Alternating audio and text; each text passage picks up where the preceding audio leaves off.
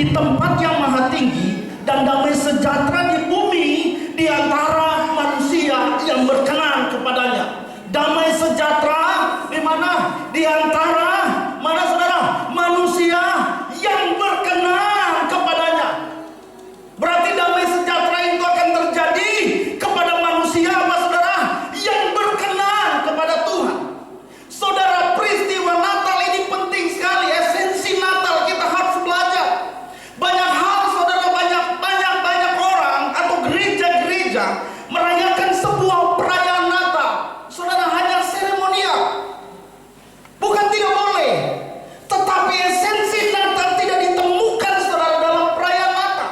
Saya mau kasih tahu kepada saudara, setiap kita ingin menikmati yang namanya damai itu, dan pasti damai sejahtera itu dapat kita miliki ketika atau hidup kita harus benar-benar memiliki damai sejahtera melalui perubahan hidup kita. Saudara, orang seperti saya katakan tadi, saya di Jakarta, saudara, narkoba di sana, mohon maaf. Saya paling suka yang namanya gelek, saudara. Apalagi daerah Priuk.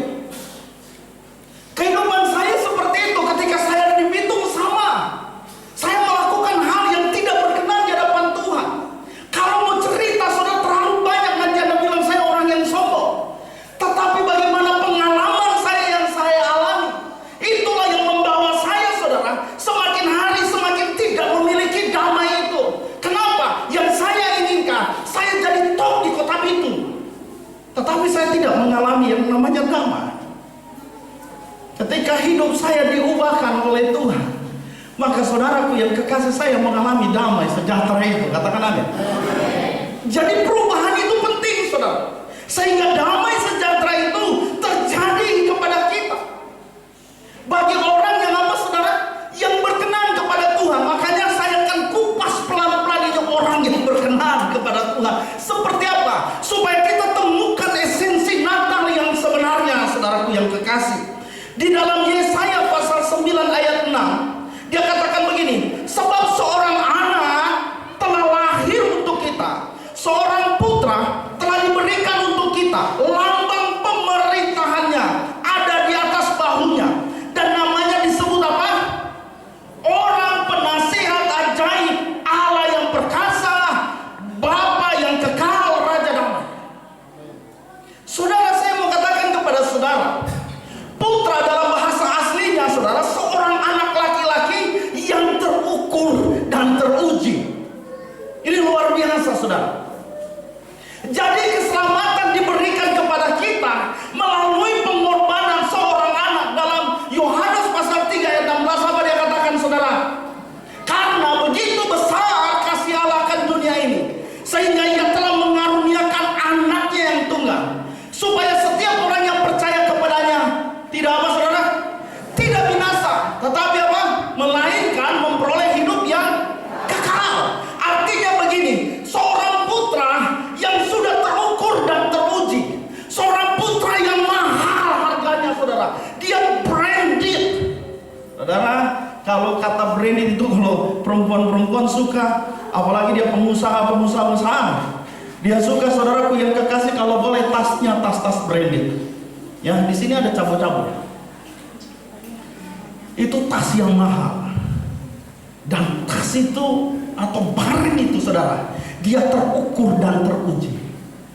Untuk sebuah keselamatan bagi saudara dan saya, dia bukan berikan, saudaraku yang kekasih, sesuatu yang palsu, sesuatu yang biasa-biasa, tetapi sesuatu yang luar biasa, yang harganya mahal. Siapa dia? Yesus Kristus Tuhan. Katakan amin. Makanya saudaraku yang kekasih, dia lahir bukan hanya sekedar lahir, tetapi untuk mati bagi saudara dan saya. Malam hari ini saya mau kasih tahu kepada saudara, esensi Natal yang sebenarnya bukan soal kelahirannya, tetapi kematiannya untuk penebusan dosa saudara dan saya. Coba lihat saya kiri kanan. Siapa di sini yang tidak berdosa? Angkat tangan. Tapi Tuhan mau supaya kita semua dibebaskan. Katakan amin. Kita memiliki surga yang ajaib itu. Kita bukan hanya sekedar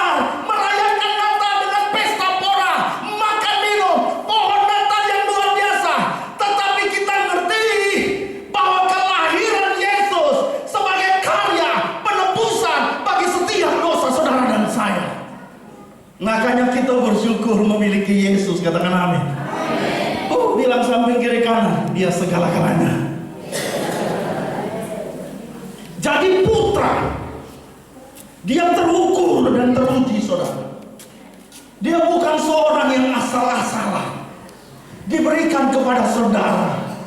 Karena saudaraku yang kekasih, manusia tidak bisa menebus dosa kita, hanya Tuhan sendiri.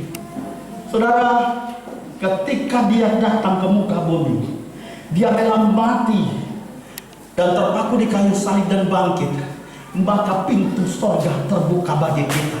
Maka kita disebut sebagai anak-anak dan ahli waris kerajaan Allah. Ada jaminan bagi kita karena kematian Yesus.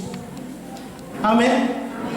Saudara, kalau bicara palungan, ada orang bilang begini, Yesus lahir di kandang binatang, di dalam palungan, terlalu kere, saudara.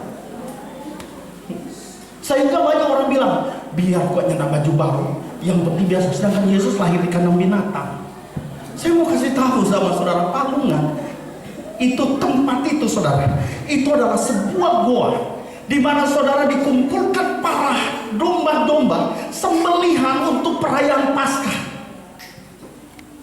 Dan domba-domba yang harus disembelih di tempat itu adalah domba-domba yang terbaik, tidak bercacat sedikit pun. Dan palungan itu adalah tempat makan domba-domba itu. Saudara lihat, Yesus adalah domba yang tidak bercacat itu. Amin. Ditaruh di dalam palungan tempat makan itu, saudara. Supaya apa? Karya penebusan itu benar-benar terjadi. Bukan karena satu binatang yang dikorbankan pada masa itu, tetapi Tuhan sendiri mengorbankan dirinya dengan tidak bercacat dan tidak bercelah.